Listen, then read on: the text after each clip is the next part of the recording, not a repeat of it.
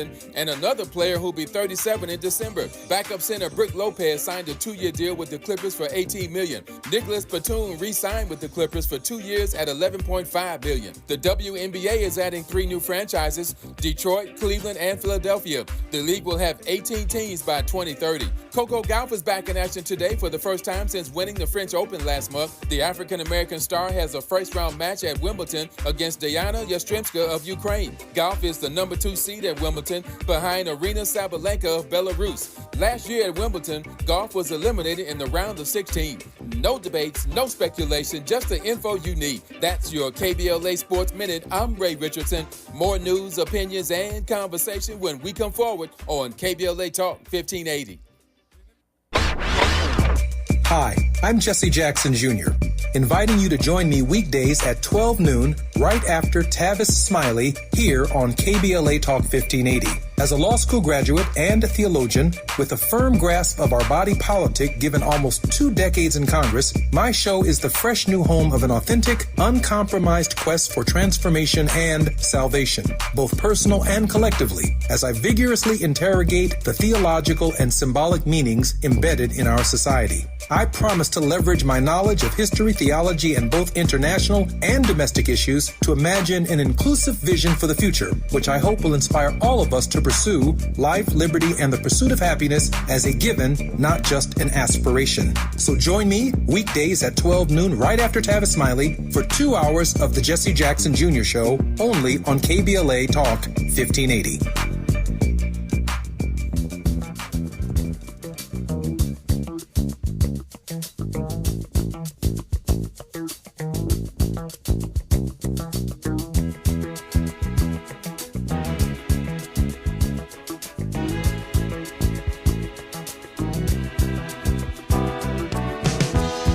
When I wake up in the morning, love,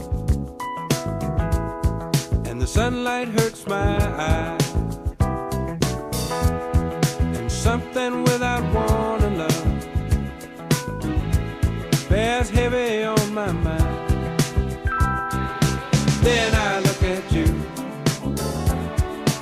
and the world's alright with me. Just one look at you,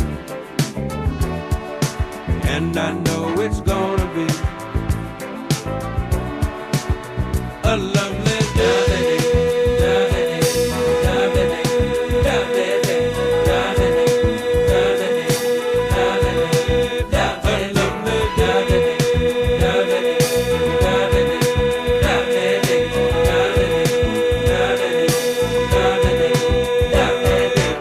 That's Bill Withers. I love me some Bill Withers. I miss Bill Withers.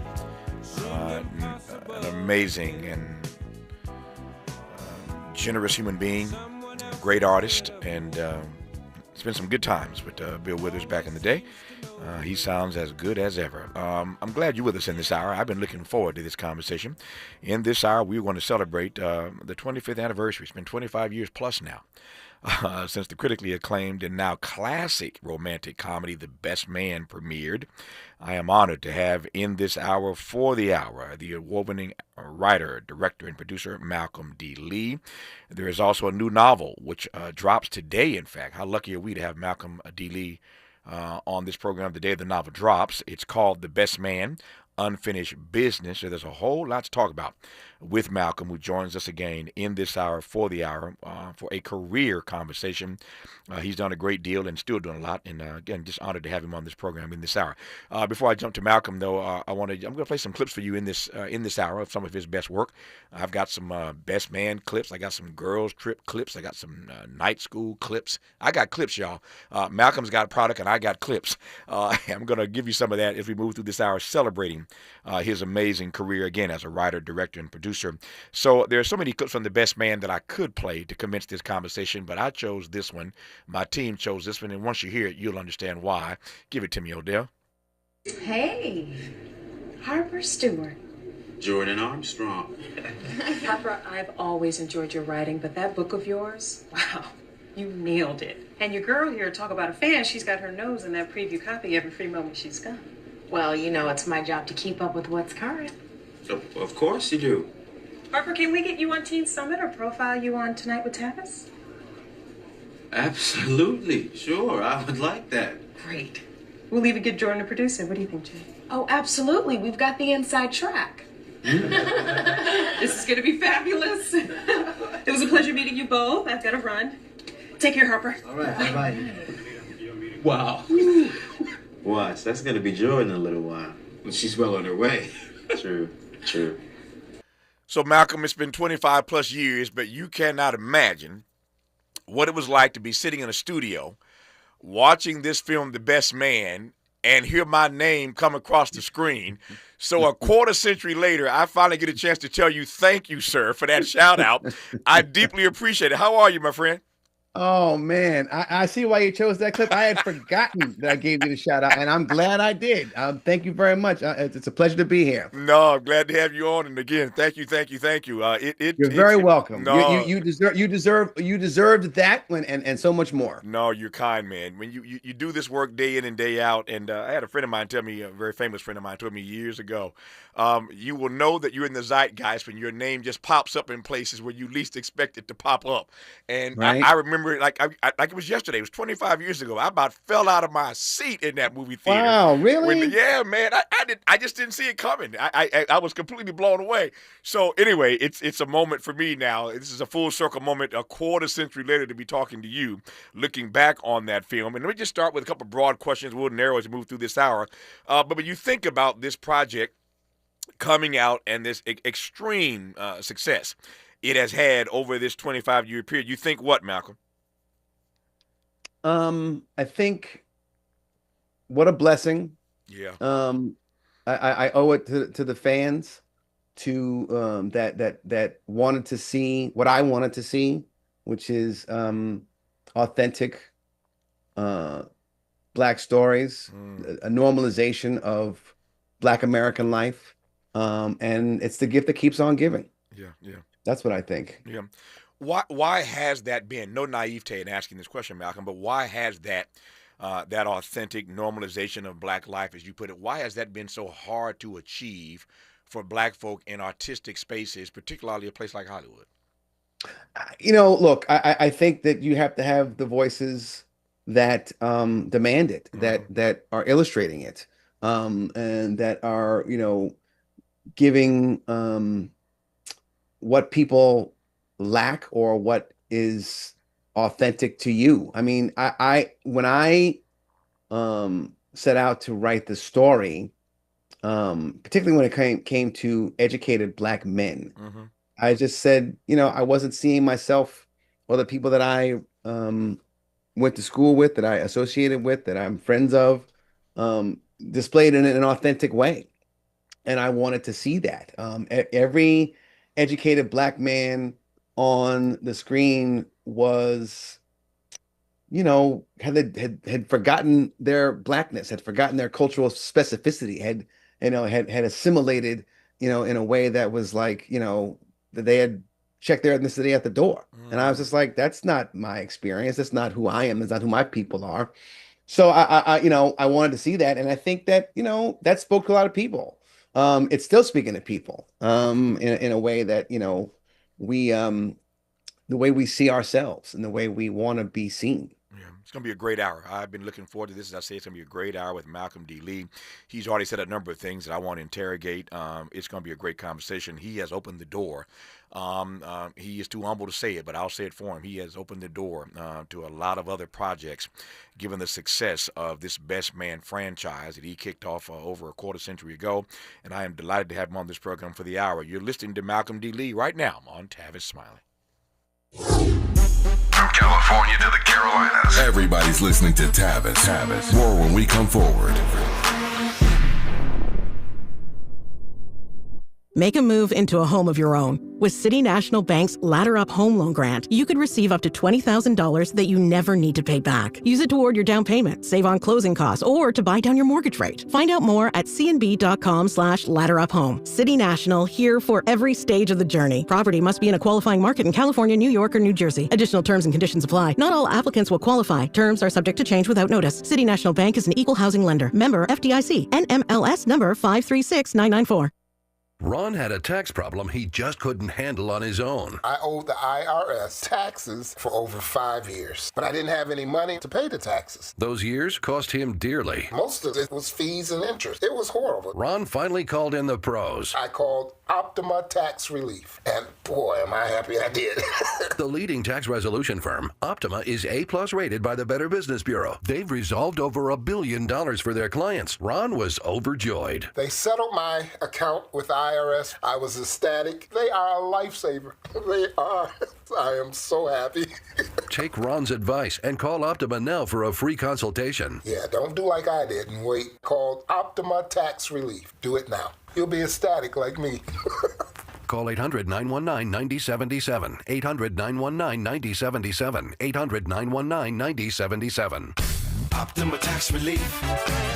Testimonial from an actual client. Some restrictions apply. For complete details, please visit OptimaTaxRelief.com. KBLA Talk 1580. We've got a lot to talk about.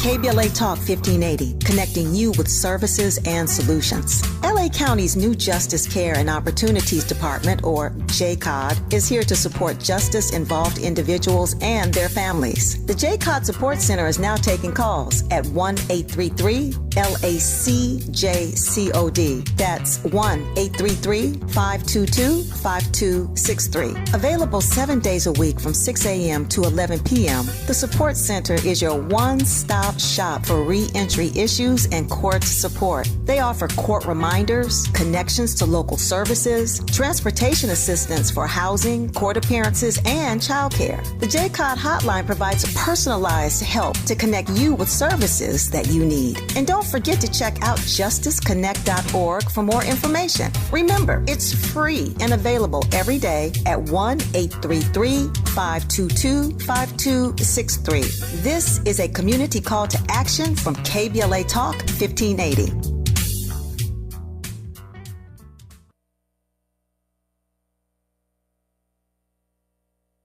Helping to make you the most knowledgeable person in your circle of friends. This is Tavis Smiley.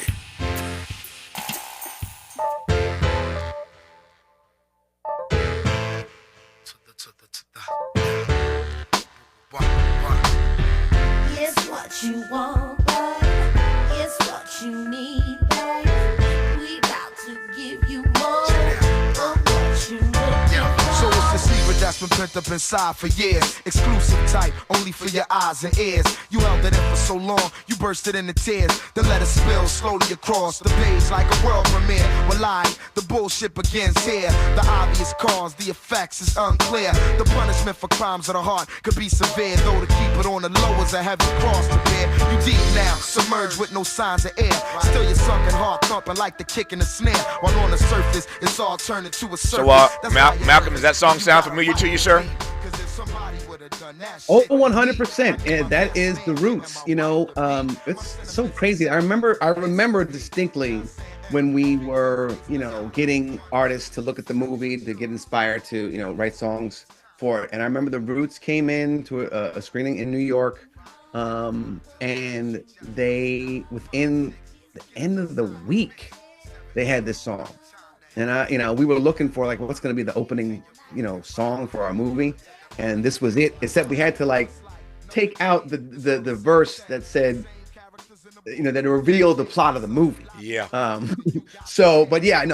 song definitely familiar to me. And in fact, I just did a panel with Black Thought, Tariq Trotter. Wow. About a month ago at the Roots Picnic. So wow. Turn it up, Odell. Turn it up a little bit. Hard to swallow from the bitter taste, but that's a point in the past that can't be erased. So motivate, though it's hard to let it ride or set aside true feelings, underhand dealing or lost trust. I wonder if we lost us. It's bigger than me and you, it's monstrous. So I'ma just calm down and try to relax before I clap the hammer, then the hammer. So we talked about the soundtrack, or you did just a moment ago. I want to pivot from the soundtrack to the cast, because it's not just the soundtrack, of course, that endures, but the amazing cast that you assembled for The Best Man. I love these conversations, and let me tell you why, Malcolm. I love them because we see stuff, we hear stuff time and time again, over and over again, and 25 years later, you learn something about it that you didn't know, and this audience knows how I am. I always love the backstory.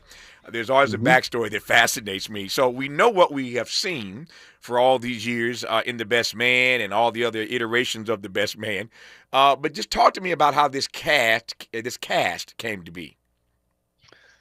Well, it was interesting. I think The Best Man was the right script at the right time.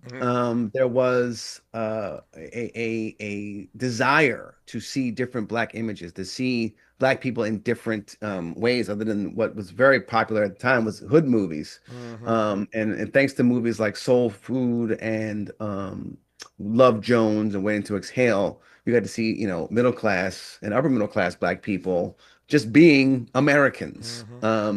And the acting community was ready for it, as well as obviously the studios. So, there was such a great response from the acting community to this, because here were 8, Black American characters that had a universal story, but cultural specificity. And so a lot of people came in to read, and a lot of people came in to meet on the project. So, and when I was writing it, I wanted to like kind of shoot for established, crossover stars, because this was a universal movie, meaning there were, universal themes and such.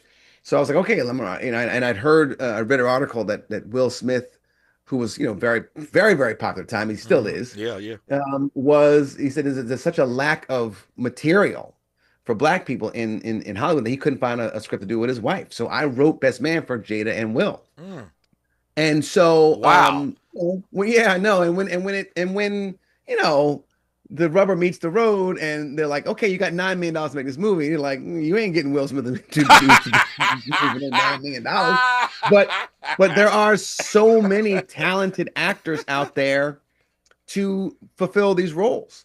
And we found, great talent, and we had a plethora of choices for these roles, but these actors that embodied them so well over, not just that movie, but, a sequel and a subsequent, series, you can't picture anyone else. Yeah. I certainly can. I know the audience can't either.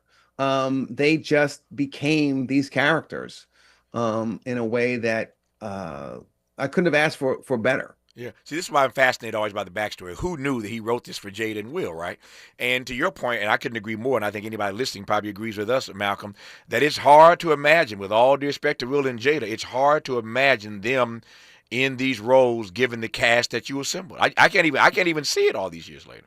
Yeah, no, they it's interesting how, Taye Diggs and Neil Long and Morris Chestnut and Terrence Howard, really embodied these roles in such a way that they just fit like a glove, and they're memorable, and they're layered, and they have nuance.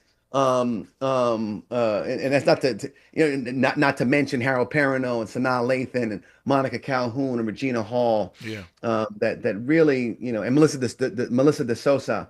You can't really they did their job. They embodied them in a way that actors are supposed to. Take things from the page to the screen. Yeah. I want to go back to something you said earlier, Malcolm, because it jumped out at me, and I resonated with it, of course, when I saw the film. And I've seen it more times now than I can count, of course. But this notion of putting educated Black men on screen, we still don't get enough of that even today. But just talk to me 25 years ago about this notion, this penchant that you had, this commitment, frankly, that you had to showcasing educated Black men on screen. Yeah, I mean, I think beyond the educated part of it, which is extremely important to me, that's who I am, right? That's who we were told to be if we were going to make it in this country. That's right. That's right. We were, we had to be, just as good and better than our white counterparts. And that's what we did. The people that I went to school with, were high achieving, and did have aspirations. And so, but besides that, we had humor. We had fun together. We had, the way we danced, the way we, talk trash, the way we, interact with one another, was all stuff that I wasn't seeing on screen. And what I was seeing on screen did not reflect that experience. I remember specifically first reading Waiting to Exhale, then watching the movie and feeling like, man, the black men in there are not, full depictions, particularly in the film. And that's not a slight to Forrest Whitaker's movie. It is what was presented. And Best Man is a direct response to what I felt were archetypal characterizations of black men in that movie. And I wanted, four distinctly different black men who had different experiences and different upbringings and different backgrounds, who were all friends somehow, right? And united in their blackness and united in their college experience, to be the center of, my debut film. Yeah. Which, by the way, Tavis, I wrote The Best Man to, for all those reasons, but also I wasn't even intending to direct it. I was intending, because it was my sixth screenplay. Yeah. My fifth screenplay was a romantic comedy that it was like a classic New York love story in the vein of an Annie Hall or When Harry Met Sally. And I said, I'm going to write, I couldn't find the money for it. I couldn't raise the money for it. And what I did was I said, I'm going to write something so commercial that I'm going to sell it and use that money to make my romantic comedy. And in the midst of writing it, I was like, oh, I can direct this. And and thus The Best Man was born. Yeah, I love it, man. I love the backstory. I said moments ago that I think that your brilliance in bringing us The Best Man opened up a door. And after I said, I thought about it. It did open up a door, and we could debate what came in once you cracked that door open. But what's your read of what entered once you opened this door? Yeah, it's funny. My cousin Spike called me and John Singleton, may he rest in peace, Frankenstein, because he out of Boys in the Hood was born the Hood movie, and out of Best Man was born the black romantic comedy. So there were like a slew of black romantic comedies after Best Man came out. Same with after Boys in the Hood, there were a slew of quote hood movies. Sure. And so, I mean, listen, I'm like anyone else. Like prior to Best Man, there was, as I mentioned before, Love Jones and Soul Food and Waiting to Exhale that demonstrated that there was life beyond the hood. There was life beyond trauma. There was life beyond pathology that was, valid storytelling. And, had those movies not existed and people had not wanted to see them, Best Man would have not gotten made. So, so the folks that follow Best Man were probably inspired by Best Man and inspired by those other films as well. So they also felt the need for alternate storytelling. Do you know what I'm saying? Sure. Yeah. Take me back 25 plus years ago and just remind the audience how this movie, The Best Man, was met at the box office, how the studio responded to our response to it. Just talk about the response to it. It was very tremendous. I mean, we were number one at the box office. Yeah. We were, at a robust $9 million, right? Like, which it's like $9 million. Like, yeah, that was huge in 1999, right? Yeah. We were and we beat out, Fight Club, and we beat out Martin Scorsese's Bringing Out the Dead, and the second or maybe the third weekend of Double Jeopardy with Ashley Judd. That was behemoth at the time. Yeah. So we were the story that weekend. And a large part that was due to we screened it as a work in progress at Urban World Film Festival. And that started an email campaign, right? Like, this before social media, before like Instagram and Twitter and Facebook and all that. There were people emailing saying, you got to go see this movie. Yeah. Which again was a risk to be showing a movie that was unfinished at a film festival. But I felt confident enough in it that, we could do that. and that the word of mouth was very robust, and drove it to a #1 ranking. And the studio was extremely happy, right? Like they knew on Saturday morning. I got a call. I remember getting a call Saturday morning from Ron Meyer, who's the head of Universal, and was like, "We're #1." I'm like, "What? How do you know that already? Like, how's it possible? How do you?" And they're like, "Yeah, we're gonna be #1." And like, so then you start realizing that they project these things. Yeah. And so $9 million, and which was the budget of the movie. Yeah. And so like that's a coup. And then it ended up, I think grossing close to 4 times that. Yeah. At the box office. And I think we would have done even better had the movie Rick Famuyiwa was The Wood not preceded it. Yeah. Which was also a movie that was set around a wedding involving young black folks. Yeah. So I think there was some, confusion for people like, oh, isn't it the same movie? That came out like 6 months ago. Yeah. So, the timing was like it was in the ether, black wedding movie. So I was like, okay, it's a copycat industry. And how? Let me ask you, set your humility aside just for a second. How did you process? Because this is rarefied air for black men. You're a black man. It's your debut film, and Ron Meyer is calling you on Saturday morning to tell you you're #1. How did you process that in that moment, Malcolm? Tavis, I don't remember my emotions, to tell you the truth. I knew we were doing well. Yeah. I knew that that there was a great buzz, and I had been doing a lot of press all over the country for it. And I felt I just felt like that's great. That's wonderful, right? Like that. And that was kind of it. Like I don't remember being like, oh my God. I was like, great, because I'm not that. I will say this. I probably was, elated, but what you come to find out over the years is, I'm kind of, this person anyway. Like, don't get too high or too low. Yeah. And people can drink their own Kool-Aid and believe their own press. And I did that. I did my fair share of that in the industry, and you learn sure over the years. Like, okay, like there are successes and there are failures, and you just gotta ride the wave, and hopefully, like you get to work again. He is riding the wave. He's continued to work. I haven't gotten yet to girls' trip or night school, so I got more as we celebrate the amazing career in this conversation with Malcolm D. Lee, writer, producer, director, and today a new book drops. It's called The Best Man, Unfinished Business. So again, I got more territory to cover with Malcolm D. Lee when we come forward on this book and the other projects he's worked on. It's a great hour, as I promised you it would be, with Malcolm D. Lee on Tavis Smiley. This is getting good. Yeah, man. Tavis Smiley continues when we come forward.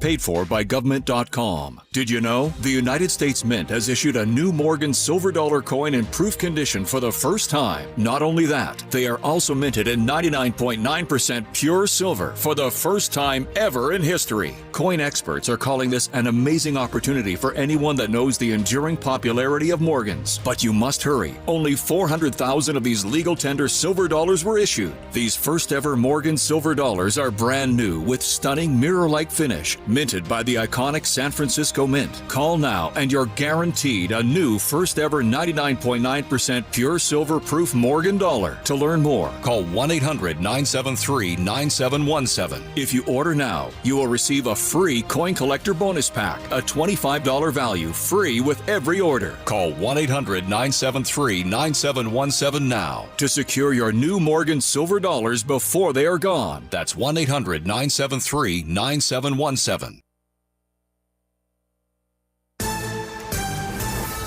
I'm Bree Wood with BIN News Now. Black former Baltimore State's Attorney Marilyn Mosby has completed her year-long home detention sentence. Convicted of perjury and mortgage fraud, Mosby marked the milestone with a speech at Empowerment Temple Church, saying she's ready to rise and fight for change. Her travel restrictions have been lifted, and she's focused on rebuilding her life and advocating for justice. Her legal team is now working to end her supervised release early. Uterine cancer cases are expected to surge by 2050, rising over 50% for Black women. Experts blame delayed diagnoses, limited care access, and systemic inequities. Advocates are calling for earlier screenings and more research to close the gap. And And Sophia Rosing, the former Kentucky student who attacked black peer Kyla Spring in a racist 2022 incident, has been released early from jail. Rosing served less than a year after pleading guilty to assault and public intoxication. Get BIN News Now on demand 24/7 on the iHeartRadio app. Rapid radios are instant push-to-talk walkie-talkies offering national LTE coverage and no subscription ever. Business owners can now keep in touch with up to 200 staff members at one time. Go to rapidradios.com now for up to 60% off and free shipping. This is the KBLA Sports Minute with Ray Richardson. NBA free agency tipped off on Monday. The Lakers lost a key player. Forward Dorian Finney-Smith signed with Houston, 4 years at $53 million. The Clippers need to get younger in the offseason, but they signed a player who's 37 and another player who'll be 37 in December. Backup center Brook Lopez signed a 2-year deal with the Clippers for $18 million. Nicholas Batum re-signed with the Clippers for 2 years at $11.5 million. The WNBA is adding 3 new franchises: Detroit, Cleveland, and Philadelphia. The league will have 18 teams by 2030. Coco Gauff is back in action today for the first time since winning the French Open last month. The African-American star has a first-round match at Wimbledon against Diana Yastremska of Ukraine. Gauff is the number 2 seed at Wimbledon behind Arina Sabalenka of Belarus. Last year at Wimbledon, Gauff was eliminated in the round of 16. No debates, no speculation, just the info you need. That's your KBLA Sports Minute. I'm Ray Richardson. More news, opinions, and conversation when we come forward on KBLA Talk 1580. Hi, I'm Jesse Jackson Jr., inviting you to join me weekdays at 12 noon, right after Tavis Smiley, here on KBLA Talk 1580. As a law school graduate and a theologian with a firm grasp of our body politic given almost 2 decades in Congress, my show is the fresh new home of an authentic, uncompromised quest for transformation and salvation, both personal and collectively, as I vigorously interrogate the theological and symbolic meanings embedded in our society. I promise to leverage my knowledge of history, theology, and both international and domestic issues to imagine an inclusive vision for the future, which I hope will inspire all of us to pursue life, liberty, and the pursuit of happiness as a given, not just an aspiration. So join me weekdays at 12 noon right after Tavis Smiley for 2 hours of the Jesse Jackson Jr. Show, only on KBLA Talk 1580.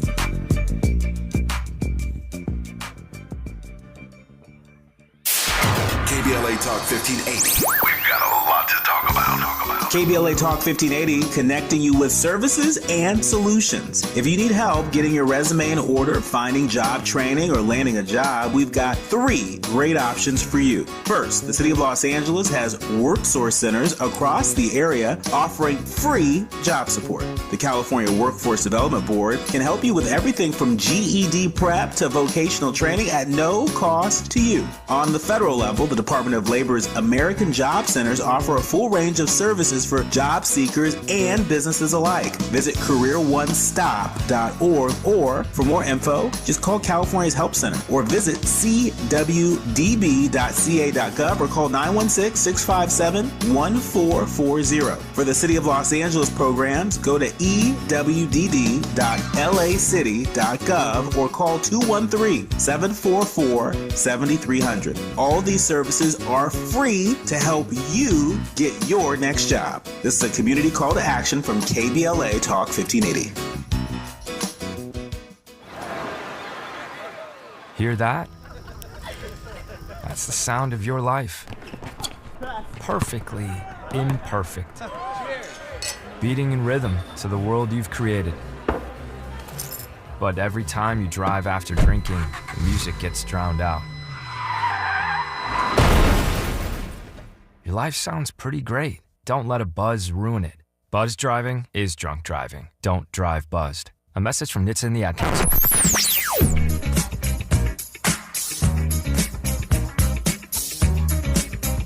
This is KBLA Talk 1580. Talk radio.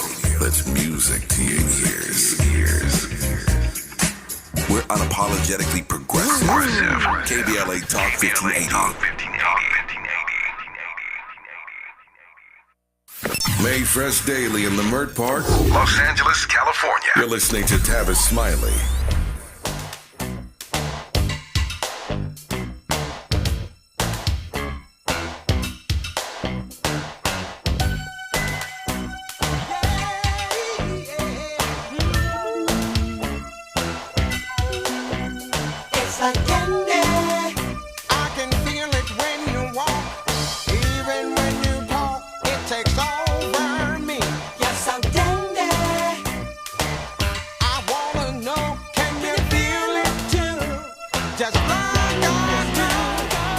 All right, Malcolm D. Lee, let that ride, Odell. So, all the Best Man movie fans are on their feet right now because when we hear this song, we know this is the big dance scene at the end. Of all the tracks, again, here's Tavis loving the backstory. Of all the tracks you could have chosen for this big dance scene at the end, how did Cameo and Candy get to be that song? I mean, primarily because I love that song. 2, because Regina Hall's character's name was Candy. Candace was her, real name, but like her stripper name was Candy, and so it started at the bachelor party, and I knew I wanted to reprise it at the end. It's funny too because before that moment, I knew we were gonna do Electric Slide, and because I don't love the song Electric Slide, but and again, this goes back to my time at Georgetown as an undergrad. Like, black people go to do the Electric Slide to anything, right? And I saw that. Ain't that the truth? And it wasn't to Candy, but I remember, like, we like the line dance, right? Yeah. We don't need you don't need a specific song. We do our thing. And so I remember when we were gearing up to do that scene, like Morris Chester asking me, "How are we gonna do the Electric Slide to Candy?" I was like, "You just gonna do it, And that's that, right?"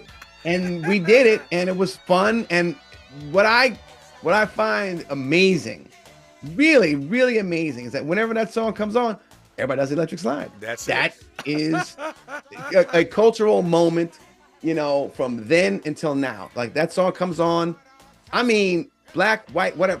People do this Electric Slide. I was at a United track and field event. It was I think the 40th anniversary of the 68 Olympics, maybe the 50th anniversary. And they played it there, and like everybody was doing it. I mean, like black, white, men, women, old, young. Electric Slide to Cannon. I was like, this is amazing. Yeah, well, this all because of you, Malcolm D. Lee. I'll take the credit for it. It's all because of you. We saw it at the film, and everybody now does the Electric Slide, even to Candy by Cameo. Our guest, in case you haven't figured out, is Malcolm D. Lee, award-winning writer, director, producer. We've been celebrating 25 years plus since the release of The Best Man and all the other sequels that came after that. And Malcolm's been a busy guy, directing Girls Trip and directing Night School. We'll get some sound of that a little bit later in this conversation. But before I get too far afield, though, I want to just spend some time here talking about the new book. I am always honored when writers come on this program to talk about products either before they come out or the day they come out. And so how grateful am I to have Malcolm D. Lee on this program the day that this new book drops. It's called The Best Man, Unfinished Business. Take me inside the book, Malcolm. Yeah, thank you. It's very exciting. It's my debut novel. I've always been a storyteller, and I really fantasized about being a novelist over my film career. Like at some point, I wanted to try it, so I wanted to try it with this. The Best Man final chapters on Peacock, was very successful, and I felt like, okay, we're done. We told the story, and in large ways because it's incredibly difficult to mount a TV or a movie, a TV show or a movie. And I said, okay, we can't do that anymore because it's going to be very difficult to do. But the fans were saying, we want more. There's more story to tell. And I think once the dust cleared and the smoke cleared and the dust settled, I was like, maybe there is more story to tell. So, we pick up from where the final chapters leaves off. Harper is now divorced from his wife of 20 plus years, Robin. And he's very career successful.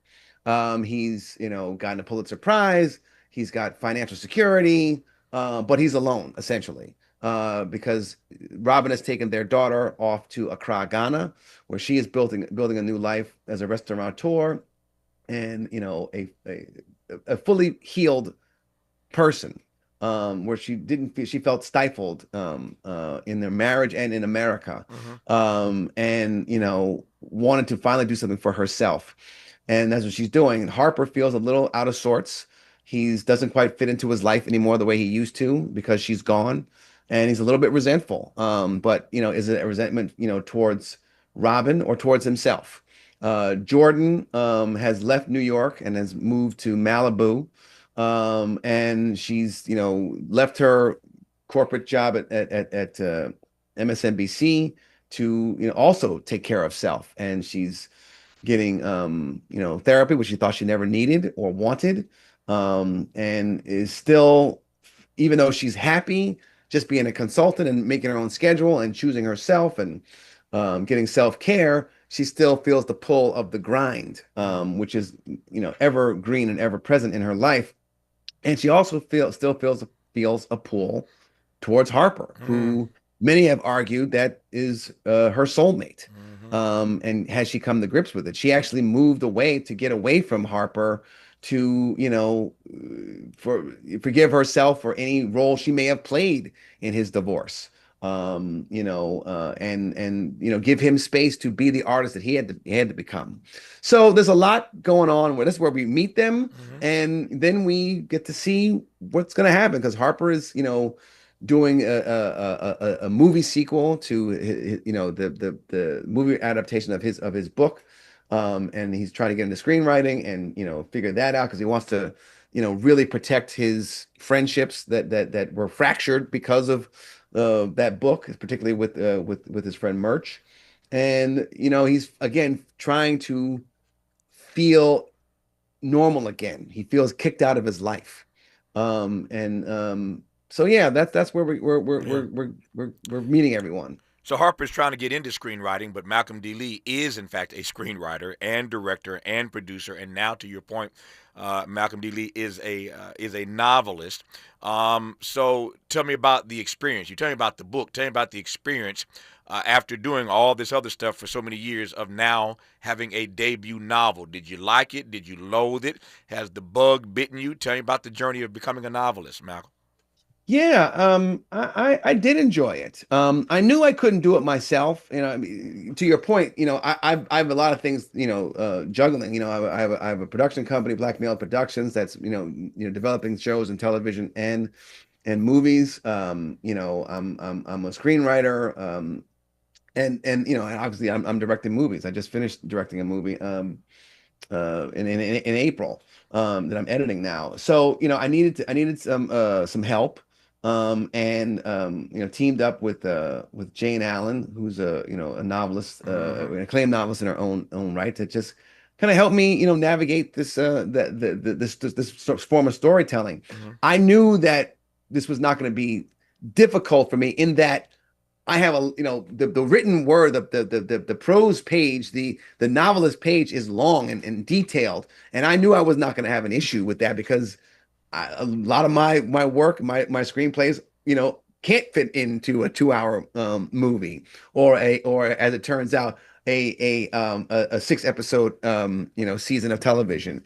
I have more story to tell, and as a novelist, you really get to get inside the inner lives of the characters in a way that we have not experienced before. You think Harper and Robin and Jordan, but now you're going to get to know them in a much more intimate way. And that was beautiful to get to explore and get to not only get into their inner lives, but also have that sense of using all 5 senses in a book. You get to not only see and hear, but you get to taste and smell and feel in ways that they're written, that a screenplay and a movie, the moving image does not allow for you to have. It is from the #1 box office hit, The Best Man. It's the new novel out today called The Best Man, Unfinished Business, written by Malcolm D. Lee with Jane Allen, again, just dropping today. And I consider myself grateful to have Malcolm on this program on the day that his debut novel drops. Once again, it's called The Best Man, Unfinished Business, available, as they say, wherever fine books are sold. You can get the new novel from Malcolm D. Lee. I'm not done with him quite yet. More of this conversation when we come forward on Tavis Smiley. Generous listening. Charitable listening. It's why everybody wants to talk to Tavis. The conversation continues when we come forward. We ask seniors how to prevent Medicare scams. My best advice, if you get a phone call, do not talk to the person. These people are well trained. Don't talk to them. They don't know me. They're just trying to scam me. Don't be fooled. Hang up. Just hang up. Never give out your Medicare number. They're going to get your number to put in a false claim. If I get a call from someone, I don't pick up the phone. And should I pick up the phone and they ask for information, then I hang up. How do you detect Medicare fraud? Just like I check my credit card statements, I check my Medicare statements monthly. Scammers can get a hold of your number, order medical devices through your account, and you're not even going to know about it if you don't look at your statement. Check your statement every month. If you get your statement and you see something that you know you did not have done, you report it. Call your senior Medicare Patrol. To report Medicare fraud, call the Senior Medicare Patrol at 855-613-7080.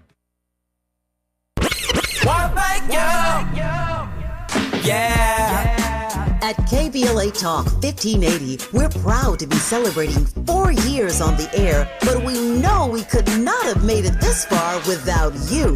We work hard every single day to curate conversations that will enlighten, encourage, and empower you. So, from all of us at KBLA Talk 1580, a big thank you for your love and support. You don't know how much you mean to me.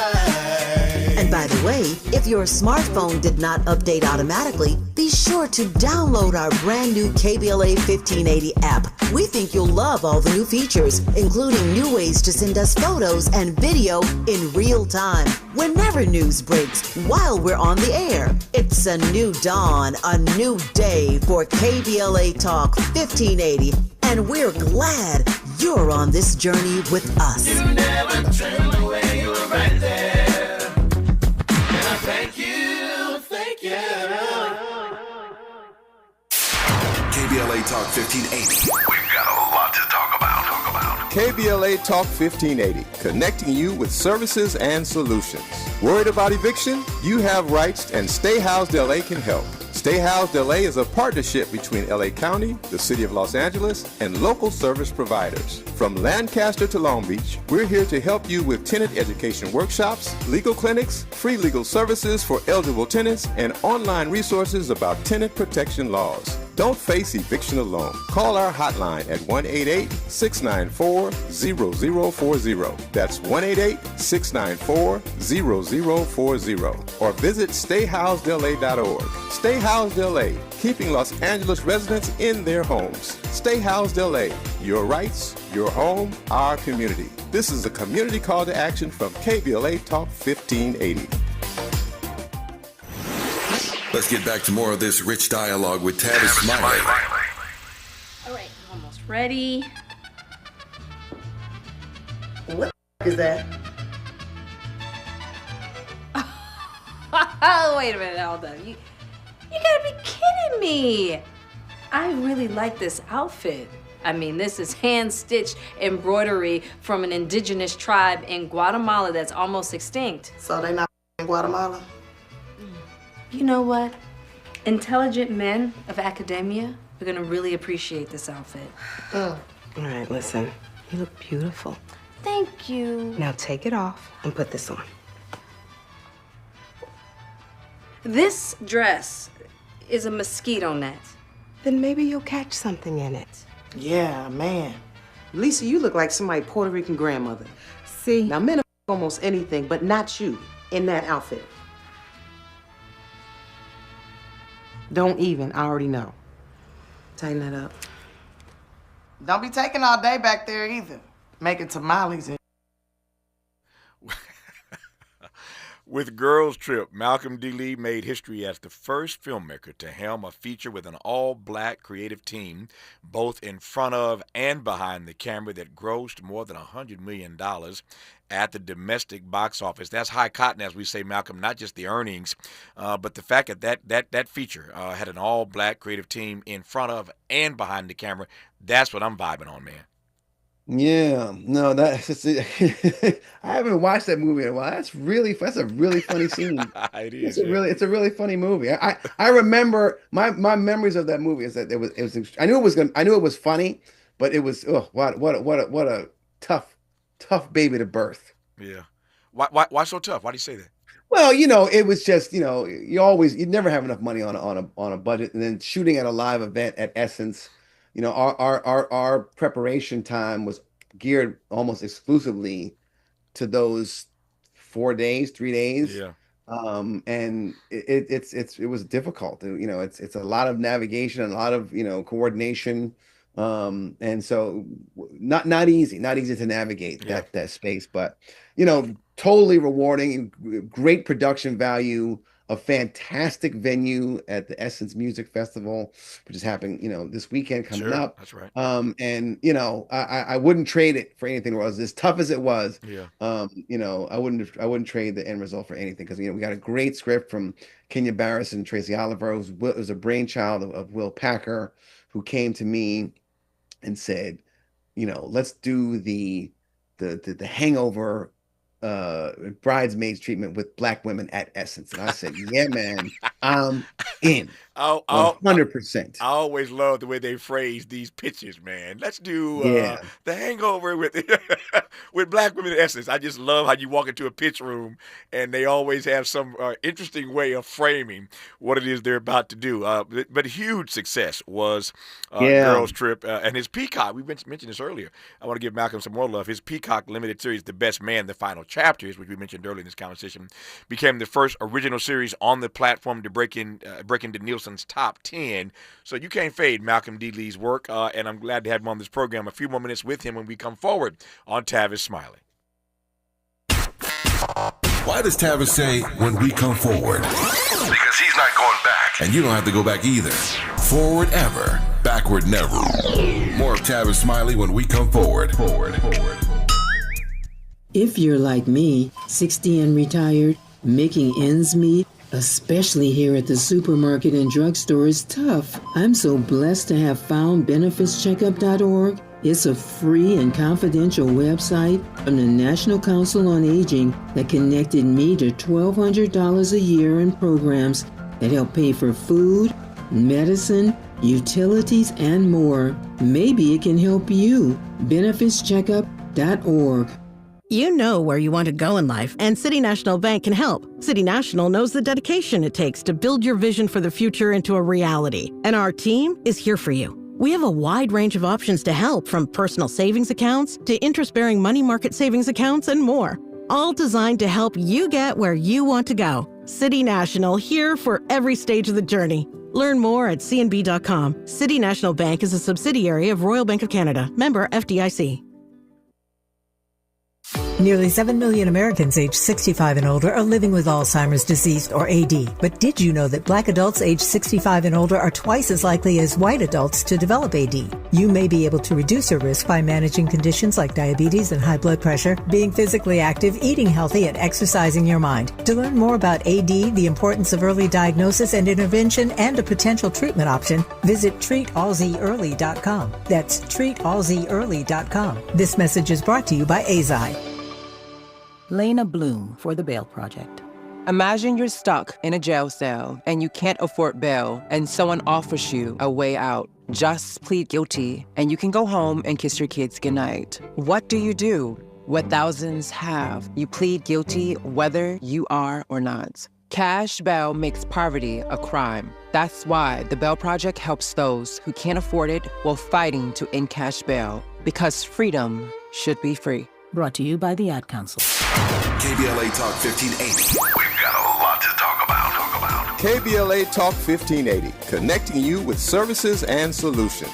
Worried about eviction? You have rights, and Stay Housed LA can help. Stay Housed LA is a partnership between LA County, the City of Los Angeles, and local service providers. From Lancaster to Long Beach, we're here to help you with tenant education workshops, legal clinics, free legal services for eligible tenants, and online resources about tenant protection laws. Don't face eviction alone. Call our hotline at 1-888-694-0040. That's 1-888-694-0040. Or visit stayhousedla.org. Stay Housed LA, keeping Los Angeles residents in their homes. Stay Housed LA, your rights, your home, our community. This is a community call to action from KBLA Talk 1580.